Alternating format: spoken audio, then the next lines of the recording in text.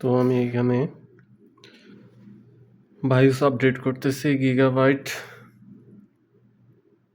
610 মাদারবোর্ডের। দেখা যাক কি হয়। তো আপনারা যদি মাদারবোর্ডে বায়োস আপডেট করেন সেক্ষেত্রে এই মডেল দেখতে পাচ্ছেন, মডেল হলো 650mAh, বায়োস ভার্সন আছে F35, আর এটা আপডেট হতেছে 38-এ 650mAh মাদারবোর্ডের। আমি আগে ভুল বলছি, 610 ভাবছিলাম। এই যে আপডেট ভার্সন বায়োসের F38,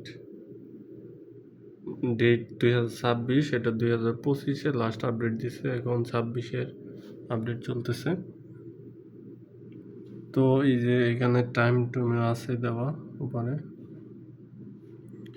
বায়োস আপডেটের ক্ষেত্রে লক্ষণীয় বিষয় হলো, আপনারা যদি পিসিতে বায়োস আপডেট দেন সেক্ষেত্রে অবশ্যই ইউপিএস ইউজ করবেন। যদি এই যে বায়োস আপডেট অবস্থায় ইলেকট্রিসিটি চলে যায় তাহলে কিন্তু মাদারবোর্ড ব্রিক হওয়ার সম্ভাবনা আছে। তাই ইউপিএস লাগিয়ে ইউপিএসের লাইন দিয়ে তারপরে আপডেট করবেন যদি বায়োস আপডেট করেন।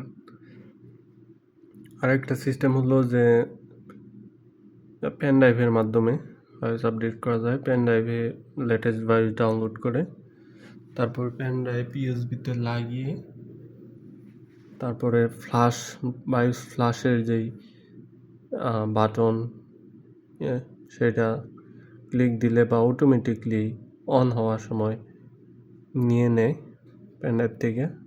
সেগুলো অন্য বিভিন্ন সিস্টেম আছে। আগে গিগাবাইট 61-এর আমি বায়োস আপডেট করছিলাম অনেক দিন আগে। দেখা যাক কিউ ফ্ল্যাশের মাধ্যমেও করা যায়, সেটা বললাম। এখন কিউ ফ্ল্যাশই হচ্ছে, ম্যানুয়ালি পরিবর্তে অটোমেটিকলি হচ্ছে। গিগাবাইটের যে আছে ওই সফটওয়্যার আছে ইউটিলস, তবে আপনার রিস্ক নিয়ে যদি আপডেট করতে চান করবেন। এমনিতে এতে সচরাচর করার দরকার নাই, কারণ এটা অনেক রিস্কি একটা বিষয়। উইন্ডোজ গেলে তো সচরাচর সমানই দেওয়া যায়, কিন্তু বায়োস গেলে তো সমস্যা হয়ে যাবে একদমই।